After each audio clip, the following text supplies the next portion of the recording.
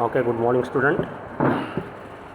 मागच्या पिरियडमध्ये आपण page number 135 textbook summary writing याविषयी माहिती बघितली होती. म्हणजे समरी म्हणजे काय? A summary is a record in the readers own words that gives the main points of a piece such as newspaper, article, a lecture, a passage, a chapter और even a whole book. आता या दृष्टिकोनातून त्या पेजवरची ice breakers त्याच्या photocopy मी तुम्हाला मागच्या व्हिडिओमध्ये पाठवल्या होत्या. त्यानंतर या समरी रायटिंगविषयी कोणकोणत्या गोष्टी करायच्यात, कोणकोणत्या गोष्टी करायच्या नाहीत हे पेज नंबर 36वर दिलेलं आहे. 136. Look at the passage which is given there. Summary writing.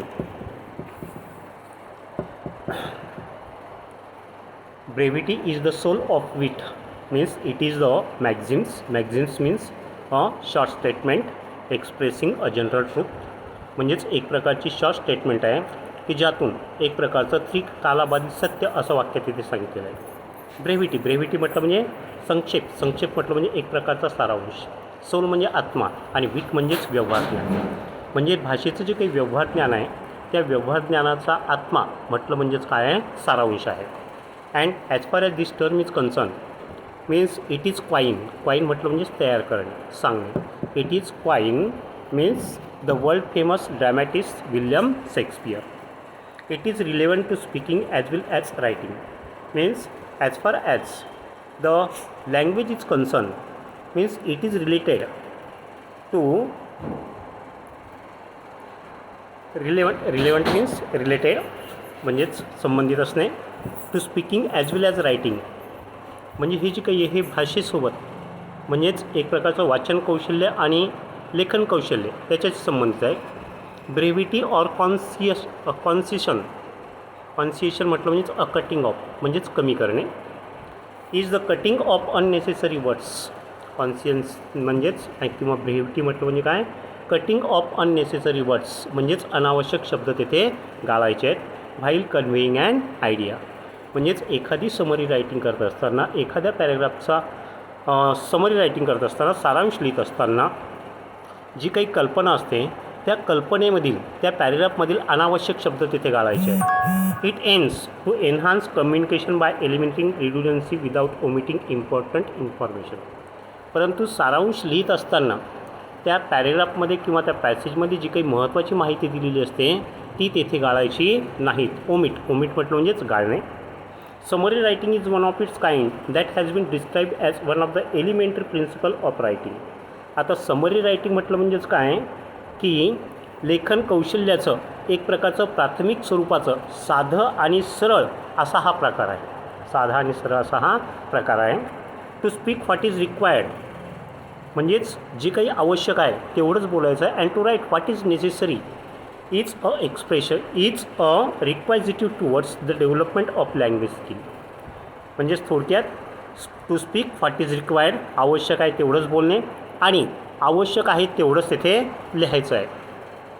And it is a रिक्वायझिटिव्ह आणि या गोष्टी रिक्वायझिटिव्ह म्हटलं म्हणजे आवश्यक म्हणजेच डेव्हलपमेंट ऑफ लँग्वेज स्किलसाठी म्हणजे भाषेची कौशल्य विकसित करण्यासाठी ह्या गोष्टी म्हणजे ही गोष्ट करणं तिथे आवश्यक आहे. It is important to be brief in written expression and as far as the summary writing is concerned it should be a brief in written. म्हणजे ती थोडक्यात लिहिल्या गेलेली पाहिजे. परंतु थोडक्यात लिहित असतानाही त्यातले महत्त्वाचे वाक्य महत्त्वाचे शब्द तेथे गाळायची नाहीत. So it is important to be brief in written expression. To express in brief the main points of a written record. जे काही रिटन रेकॉर्ड असतात जो काही पॅरेग्राफ असतो त्या पॅरेग्राफमधील जे काही महत्त्वाचे पॉईंट असतात ते महत्त्वाचे पॉईंट ते थोडक्यात मांडायचे असतात. Is the summary writing skill. त्यालाच समरी रायटिंगची स्किल म्हणतात, सारांश लेखन म्हणतात. And that can be develop by practice. And as far as this summary writing is concern it is tremendously develop by doing practice and practice. As we can say that practice makes man perfect.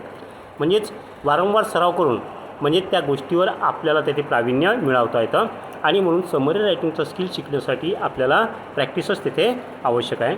समरायझिंग has a definite purpose.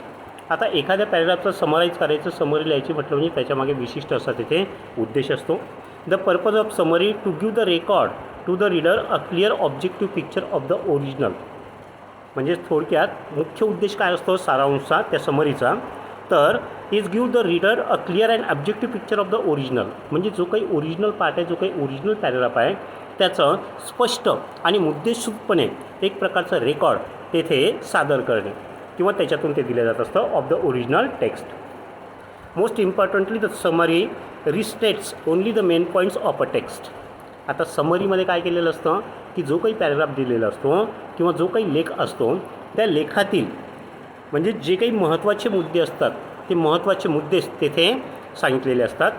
Or a lecture without giving examples, किंवा एखाद्या लेक्चरची आपल्याला summary तेथे तयार करायला सांगली. Suppose the lecture is going on in the class at that time means there are many students they try to take the notes and having taken that's note they try to develop or expand at home means that is called as the summary writing.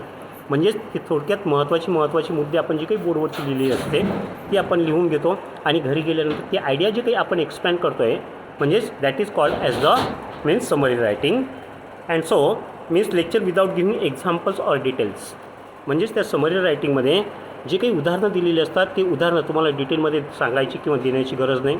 जसं म्हणजे तारीख दिलेली असेल, काही आकडे दिलेले असतील किंवा सांख्यिकी माहिती दिलेली असतील, या गोष्टी तिथे अनावश्यक आहेत, त्या गोष्टीची तिथे आवश्यकता नाही. आता समरी रायटिंग करताना कोणकोणत्या गोष्टी आपण तिथे करायला हव्यात आणि कोणकोणत्या नाहीत त्याबद्दल तिथे सांगितलेलं आहे. Means read and read the passage. जे काही आर्टिकल असेल, जो काही पॅरेग्राफ असेल तो एकदा वाचायचा, दोनदा वाचायचा, तीनदा वाचायचा, म्हणजे 2-3 वेळेस तो पॅरेग्राफ तिथे वाचायचा. त्यानंतर try to understand that passage. त्यानंतर म्हणजेच दुसरं तिसरं वाचन झाल्यानंतर तो पॅरेग्राफ तिथे समजून घ्यायचा आहे. Then read the instructions.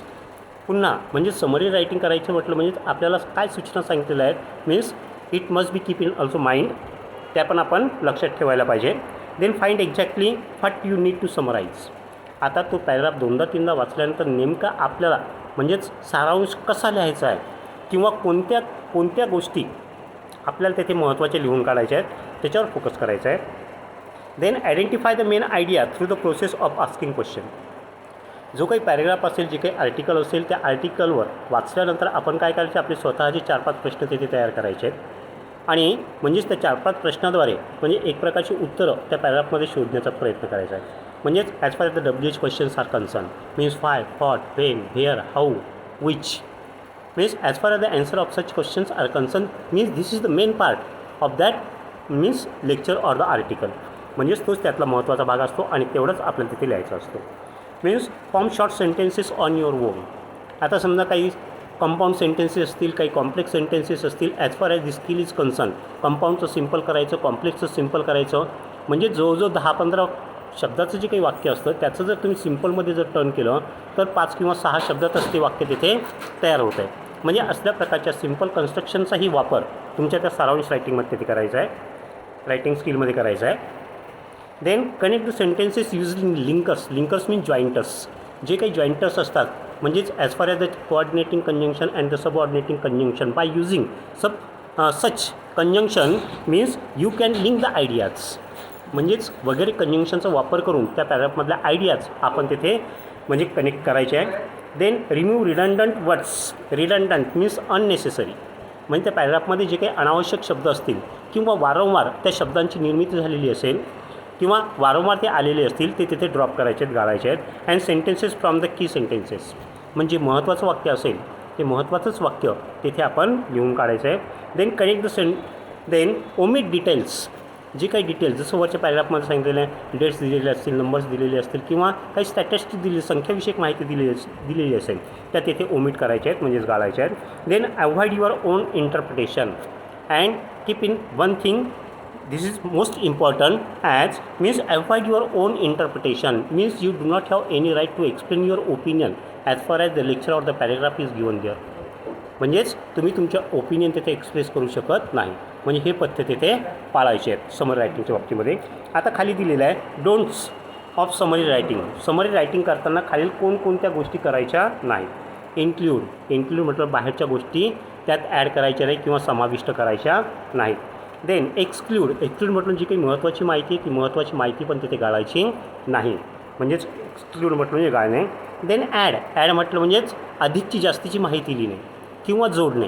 ती अधिकची जास्तीची माहिती पण तुमच्या त्या समरी रायटिंगमध्ये लिहायची नाही किंवा जोडायची नाही. देन कॉमेंट म्हटलं म्हणजे रिमार्क करणे किंवा टिप्पणी देणे, म्हणजेच एक प्रकारचं रिमार्क तेथे करायचं आणि त्या पॅराग्राफविषयी किंवा त्या लेक्चरविषयी. आणि शेवटचं म्हटलं म्हणजेच मीन्स गिव एक्झाम्पल्स, जे काही उदाहरणं असतात बाहेरचे, म्हणजेच त्या सिच्युएशनला अनुसरून असणारेही उदाहरणं आपण ती समरी रायटिंग लिहिताना किंवा करत असताना तिथे द्यायचे नाहीत. आलं लक्षामध्ये? एवढ्या गोष्टी म्हणजेच समरी रायटिंग लिहित असताना म्हणजे कोणत्या गोष्टी करायच्या आणि कोणत्या करायच्या नाहीत हे तिथे लक्षात ठेवायचं. आता त्याच्यापुढे एक पॅराग्राफ दिलेला आहे, एक आर्टिकल दिलेलं आहे. ते आर्टिकल आहे लर्निंग डिसॅबिलिटीबद्दल. आता हा जो काही पूर्ण पॅराग्राफ 1 2 3 4 5 6 पॅराग्राफ दिलेले आहेत. तर या 6 पॅराग्राफचं आपल्याला 1/3 तिथे कसं असतं किंवा समरी रायटिंग कसं असतं हे बॅक पेजवरती दिलेलं आहे.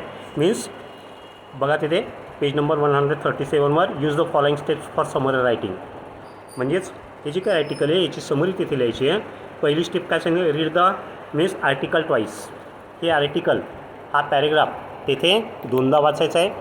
2दा वाचल्यानंतर दुसरी स्टेप काय, ask question about the purpose of writing, म्हणजेच पर्पज ऑफ रायटिंगविषयी, म्हणजेच लिहिण्यामागचा उद्देश काय त्याच्यावर तुम्ही तिथे प्रश्न विचारायचे आहेत. Then third step identify the main idea, म्हणजेच कोणती मेन आयडिया त्या पॅराग्राफमध्ये इंट्रोड्यूस केलेली आहे. देन चौथी step write the first draft, म्हणजे पहिला एक कच्चा ड्राफ्ट तिथे तयार करायचा आहे. त्यानंतर 5वी step revise your first draft and edit it, जो तुम्ही पहिला ड्राफ्ट तिथे तयार केलेला असतो, कच्चं लिखाण केलेलं असतं, ते कच्चं लिखाण आणखीन एकदा वाचायचं आणि त्यातून आणखीन जे काही अननेसेसरी वर्ड्स असतील, अनावश्यक गोष्टी असतील, वाक्य असतील, शब्द असतील ते तिथे गाळायचे आहेत. एडिट म्हटलं म्हणजेच काढून टाकणे किंवा कमी करणे. आणि 6वी स्टेप आहे राईट द फायनल ड्राफ्ट, आणि शेवटी फेअरमध्ये ते रायटिंग लिहायचं आहे. बघा ते मागच्या आर्टिकलचं समरी इथे दिलेली आहे.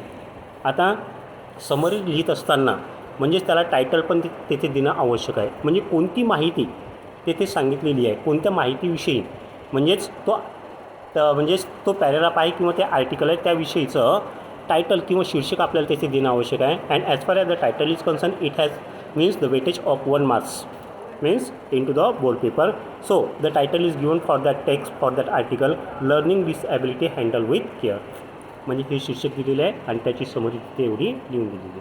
आलं लक्षामध्ये? तर तुमच्या वहीमध्ये ही समरी तेथे लिहून घ्यायची आहे.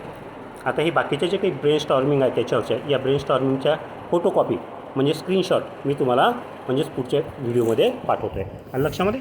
ओके, ह्या गोष्टी